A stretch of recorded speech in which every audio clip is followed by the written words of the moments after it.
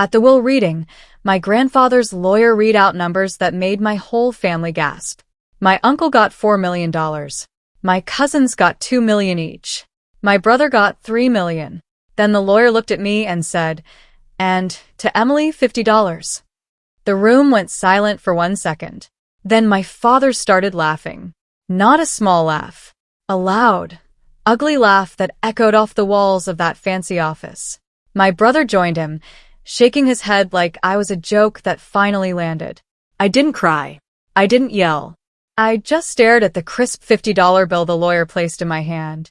I had no idea that this one bill, this joke my family was laughing about, would end up exposing every secret my father had spent 20 years hiding. By the end of the story, the people laughing at me would be the ones begging me for mercy. Stay with me because this story is far from over. My name is Emily. I was 31 years old, and for most of my life, I was the outsider in my own family. My grandfather, Richard Hale, built a shipping empire from nothing. He started with one truck and turned it into a company worth over $2 billion. My father, his only son, worked at that company his whole life. My brother, Daniel, was being groomed to take over one day. Me? I chose a different path. I became a museum archivist. I studied old documents, old letters, forgotten records. My father called it a hobby job. My brother called me the family charity case. But my grandfather was different. Every Sunday, without fail, he would call me. Not my father, not my brother. Me. We would talk for an hour about history, about old objects, about the stories hidden inside them. He used to say, "Emily, you're the only one in this family who still knows how to look closely at something." I thought that meant something. I thought our bond was real. I was about to find out it meant more than I ever imagined. The lawyer's office smelled like leather and old paper. My father sat at the head of the table like he already owned the place. My brother scrolled his phone, bored, waiting for his number to be called. One by one, the lawyer read out the inheritance. Millions here, millions there, properties, stocks, a private plane for my brother. Then it was my turn. To my granddaughter, Emily, I leave the sum of $50. My father's laugh came first, then my brother's. My aunt covered her mouth, pretending to be shocked, but I could see the smile underneath her hand. I remember my face getting hot. I remember my hands shaking slightly as the lawyer handed me a single $50 bill, sealed inside a small plastic sleeve, like it was evidence in a crime. "That's it," my brother said. "Grandpa really did skip you, huh?" I didn't answer. Something felt wrong. My grandfather was many things, but careless was never one of them.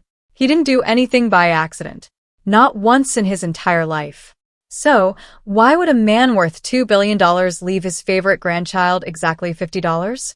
That night, alone in my apartment, I finally let myself look closely at the bill. That's what I did for a living after all. Look closely. The plastic sleeve wasn't the cheap kind you get at a bank. It was archival grade, the same kind museums used to protect fragile documents. My grandfather knew that. He knew I would recognize it. Then I noticed something on the bill itself. In the corner, in ink so faint you'd need good lighting to see it, there was a tiny series of numbers. Not printed. Handwritten. My grandfather's handwriting. A string of numbers and beneath them, 3 letters. FNB. My heart started pounding. FNB. First National Bank. The same bank branch downtown where my grandfather kept a private vault, a vault my father always joked was just old paperwork nobody cares about. Suddenly, that worthless $50 didn't feel worthless at all. I didn't tell anyone. Not yet. I just grabbed my code and drove straight to the bank the next morning. I walked into First National Bank and asked to speak to the manager about vault access. I slid the $50 bill across the counter and pointed at the tiny handwritten code. The manager, a middle-aged man named Mr. Coleman, glanced at the numbers. Then his face changed completely. He went pale. He looked at me, then back at the bill, then back at me again like he was seeing a ghost. "Where did you get this?" he asked quietly. "My grandfather left it to me. Richard Hale." He didn't answer right away. He stood up, walked to his office door, and locked it before sitting back down. "Miss," he said, "your grandfather came in here 6 months before he passed.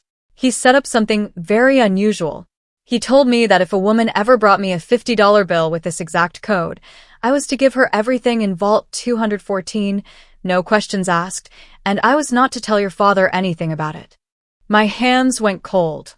My grandfather had planned this. He had planned this for months, maybe longer. "What's in the vault?" I whispered. Mr. Coleman only said one thing.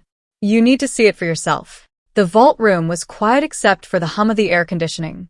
Mr. Coleman placed a heavy metal box on the table and stepped back, almost like he didn't want to be near it. Inside, I found 3 things. First, a folder of documents. Not stocks, not property deeds, but bank statements. Statements from an account I had never heard of, going back almost 15 years. Second, a small recorder, the old-fashioned kind. Third, a letter, addressed to me in my grandfather's handwriting. My hands were shaking as I opened the letter. It read, Emily, "If you're reading this, you found the code, which means you're exactly who I always believed you were, someone who pays attention. Everyone else in this family looks at what's on the surface. You look underneath it. That's why I trust you with the truth. Listen to the recording. Then decide what kind of person you want to be." I pressed play on the recorder, and my grandfather's voice filled the small room. What he said next would change everything. On the recording, my grandfather explained something I never expected. For over a decade, my father had been quietly moving money out of the family company into private accounts.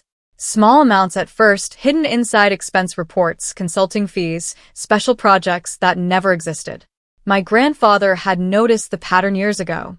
But instead of exposing his own son immediately, he had spent years quietly tracking every transaction, building a paper trail, protecting the company from the inside while deciding what to do. "Your father thinks I never noticed," my grandfather's voice said. "He thinks age made me foolish. It didn't. I let him believe that because I needed time to build a case that couldn't be denied. And I needed someone I trusted enough to finish what I started once I was gone."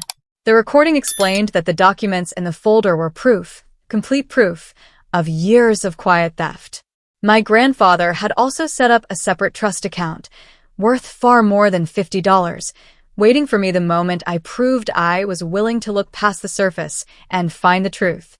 He had tested me with $50, knowing my father and brother would laugh, knowing they would underestimate me, exactly the way they always had. he was right. I sat there for a long time after the recording ended. Part of me wanted to march straight to my father's house and confront him immediately. Part of me wanted to walk away and pretend I had never found any of it. But then I thought about every Sunday call. Every hour my grandfather spent teaching me to notice small details other people missed. He didn't leave me $50 because he didn't love me. He left me $50 because he trusted me with something far more important than money. He trusted me with the truth. I made copies of every document. I contacted a lawyer, a real one, not connected to the family, and asked her to review everything quietly. She confirmed what the recording said. The evidence was airtight. Years of embezzlement, carefully documented, ready to be handed to the company's board of directors. I had a choice. Stay silent and let my father keep pretending to be the successful heir everyone believed him to be. Or expose the truth and risk tearing the family apart completely. I thought about my grandfather's voice, calm and certain, telling me to decide what kind of person I wanted to be. I already knew my answer. I requested a formal meeting with the board of directors, the same board my father had manipulated for years. I brought my lawyer. I brought the documents. I brought the recording. My father walked into that meeting expecting a routine update. Instead, he found himself sitting across from evidence spanning 15 years of financial crimes. I watched his face change as each document was presented. The confident smile he wore at the will reading was gone completely. My brother, who had come along assuming this was some kind of formality, sat frozen as the truth unfolded in front of the entire board. "This is insane," my father finally said. "She's making this up. She got $50. She's bitter." But the numbers didn't lie. The dates didn't lie. My grandfather's careful documentation, built over years of quiet observation, didn't lie. The board voted unanimously to remove my father from his position immediately. Legal proceedings began the same week. Everything he had spent decades building on top of stolen money started collapsing, piece by piece. The $50 everyone laughed at had just ended his career and possibly his freedom. In the months that followed, my father faced serious legal consequences for what he had done. My brother, who had known nothing about the theft but had spent his life benefiting from it, lost the position he assumed was guaranteed to him. The separate trust my grandfather created for me turned out to be worth more than anyone in my family had received at the will reading, a fact my grandfather clearly planned from the very beginning. But honestly, the money was never what mattered most to me. What mattered was proving that my grandfather was right about me. What mattered was protecting the company he spent his whole life building, the same company my father had been quietly hollowing out from the inside.